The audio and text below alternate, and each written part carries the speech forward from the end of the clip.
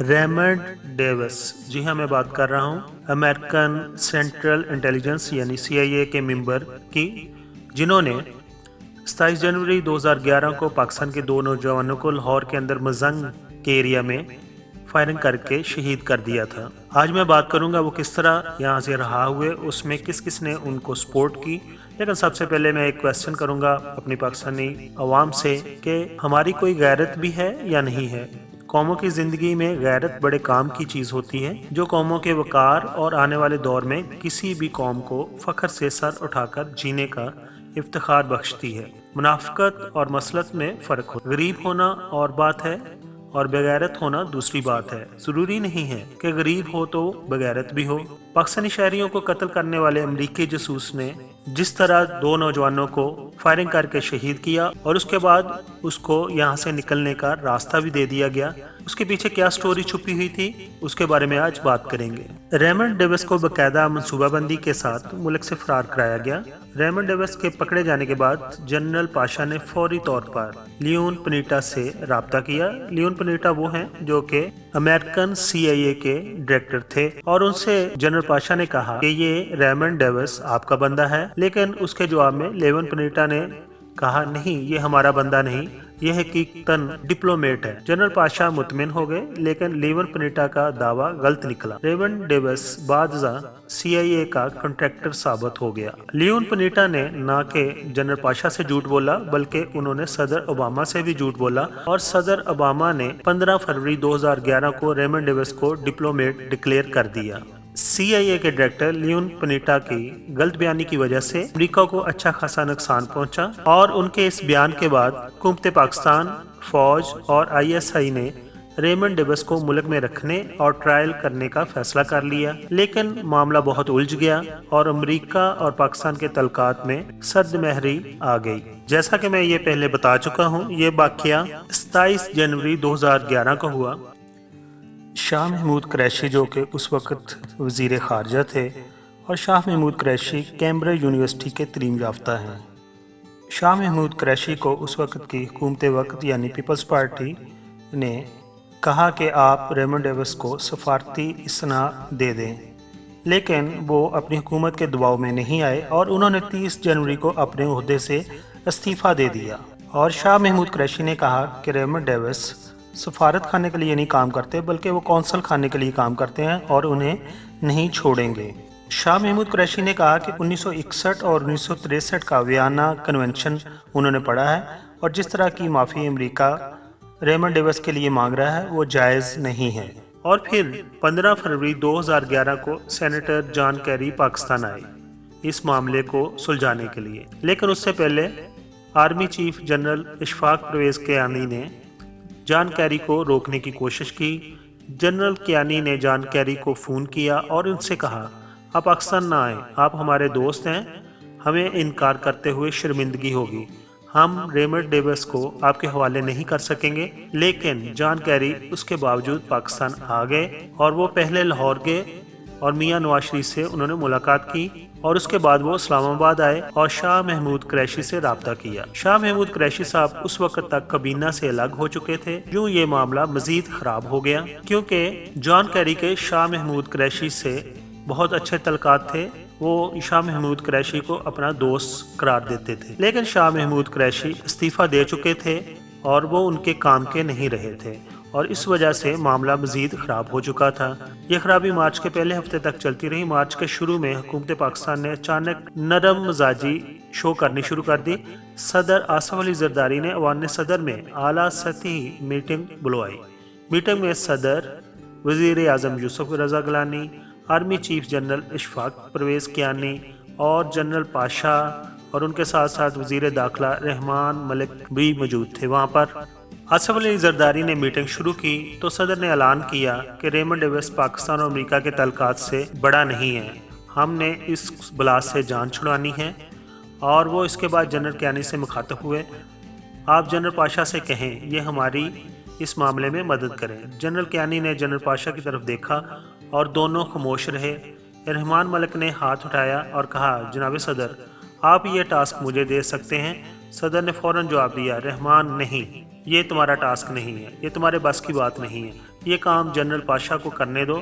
صدر نے دوبارہ جنرل کیانی سے کہا کہ جنرل پاشا کو کہیں کہ وہ اس معاملے کو ہینڈل کریں۔ جنرل پاشا نے کہا سر ہمارے پاس اس کا ایک حل موجود ہے، مگر مسئلہ یہ نہیں کیا اس کا حل ہے یا نہیں، لیکن اس حل کی اونرشپ کا ہے۔ جنرل پاشا کا کہنا تھا کہ ریمنڈ ڈیوس جب رہا ہوگا تو ملک میں کہرام برپا ہو جائے گا، اس وقت بدنامی کا یہ ڈول کس کے گلے میں پڑے گا یہ اہم ہے۔ صدر آصف علی زرداری نے فوراً جواب دیا، حکومت ریمنڈ ڈیوس کی رہائی کے اگلے دن پریس ریلیز جاری کر دے گی اور ہم اس پریس ریلیز کے ذریعے یہ ذمہ داری اٹھا لیں گے، آپ یہ فکر نہ کریں، آپ بس کام کریں۔ میٹنگ میں فیصلہ ہوا کہ لواحقین کو خون بہا دے کر راضی کیا جائے اور وہ ملزم کو معاف کر دیں۔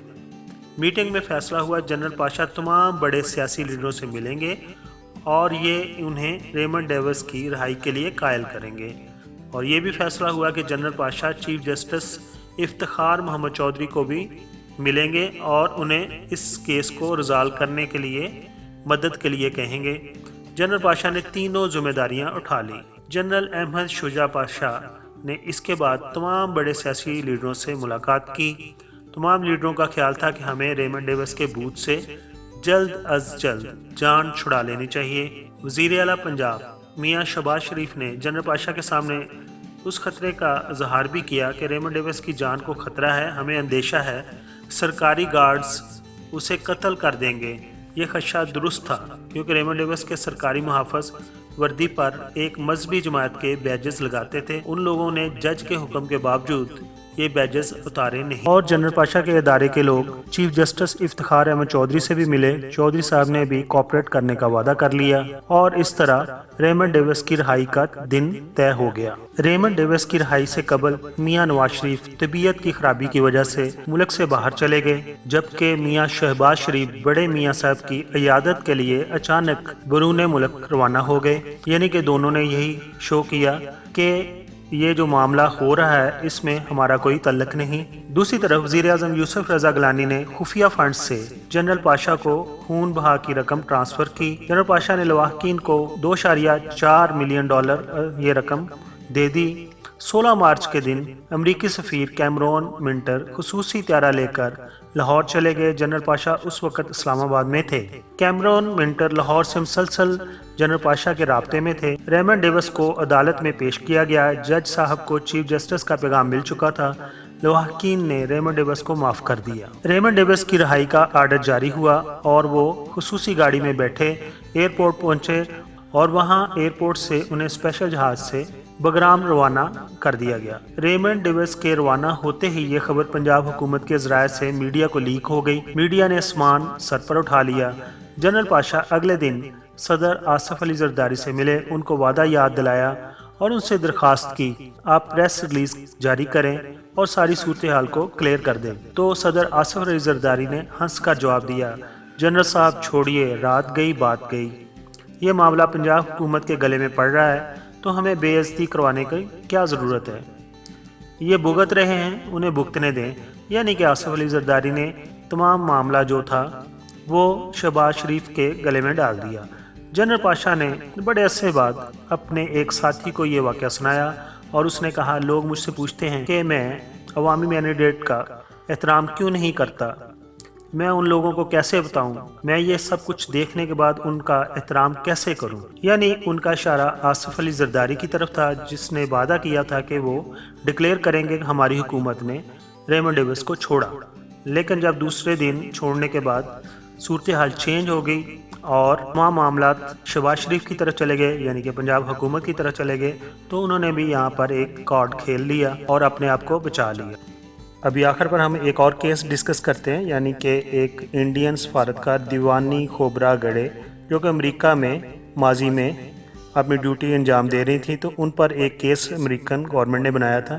اور کیس کیا تھا، نیو یارک پولیس نے دیوانی کو ویزا فراڈ کے الزام میں گرفتار کیا تھا اور ان پر الزام تھا کہ انہوں نے امریکہ میں کم سے کم یومیہ اجرت کے قانون کی خلاف ورزی کرتے ہوئے انڈیا کی ایک گھریلو خادمہ کو انتہائی کم تنخواہ پر امریکہ میں ملازم رکھا ہے۔ جو ہی پولیس نے یعنی کہ امریکن پولیس نے دیوانی کھوبرا گاڑے کو پکڑ لیا، اس کو اریسٹ کر لیا اور پھر اس کی ننگے کر کے تلاشی لی، تو اس کے بعد انڈین گورنمنٹ نے کیا ایکشن لیا، सबसे पहले उन्होंने अमेरिकन एम्बेसडर को जो इंडिया में तानियात थे उनसे कहा कि वो तमाम सफारतकारों, कौंसलरों और सफारत खाने में काम करने वाले इंडियन मुलाजमीन की तनख्वाहों के बारे में तफसील से बताएं। का मकसद ये था कि ताकि पता चले कि उनको कितनी तनख्वाह दी जाती है, कहीं उनको और दूसरे कामों के लिए तो नहीं इस्तेमाल किया जाता है, इंटेलिजेंस वगैरह के लिए। उसके साथ साथ उन्होंने अमरीकी सफारतकारों को इंडियन हवाई अड्डों पर जो मराहत दी हुई थी वो भी वापस ले। और फिर इंडियन हुकूमत ने दिल्ली पुलिस को स्पेशल आर्डर जारी किए और कहा कि अमरीकी सफारत खाने और अमरीकी स्कूल पर लगाई गई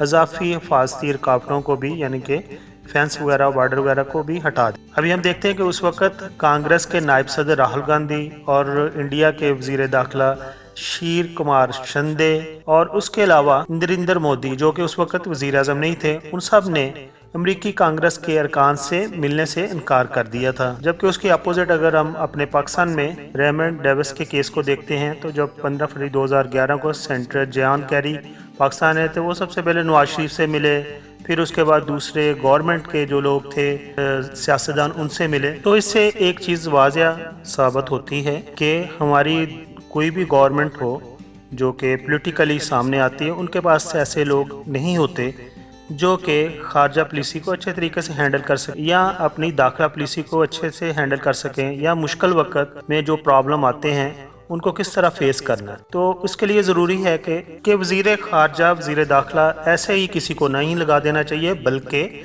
उनकी बाकायदा ट्रेनिंग होनी चाहिए, उनकी एजुकेशन देखनी चाहिए कि वो इस काबिल हैं, इस ड्यूटी को निभा सकते हैं। हमारी तो कुछ हुकूमतें ऐसी भी रही हैं जिन्होंने वज़ीर खारजा रखा ही नहीं। इसी तरह टीवी पर कुछ लोग बैठकर कहते हैं कि हमने अफगानिस्तान के अंदर अपनी जंग नहीं लड़ी, बल्कि अफगानिस्तान के अंदर अमेरिका की जंग लड़ी। तो मेरा यही क्वेश्चन है, अगर रशिया अफगानिस्तान को फतह कर लेता तो उसका अगला टारगेट क्या होता? क्या हम उस वक्त जंग लड़ते जब वो पेशावर के करीब आकर बैठ जाता और हमारे साथ जंग के लिए तैयार हो जाता? नहीं, हमने जो अफगानिस्तान की जंग लड़ी है वो अपने लिए ही लड़ी है, ताकि उसको पीछे धकेल दिया जाए, ताकि उसका टारगेट अगला जो हो वो पाकिस्तान ना बने। आप तमाम दोस्तों की भी राय जानूंगा। आप इस वीडियो पर कमेंट्स करें और अपने ख्यालात का इजहार करें, लेकिन गाली गलोच वगैरह मत लिखें। अगर मेरी वीडियो पसंद आई हो तो इस चैनल को सब्सक्राइब कीजिए। आप तमाम दोस्तों का एक बार फिर बहुत बहुत शुक्रिया।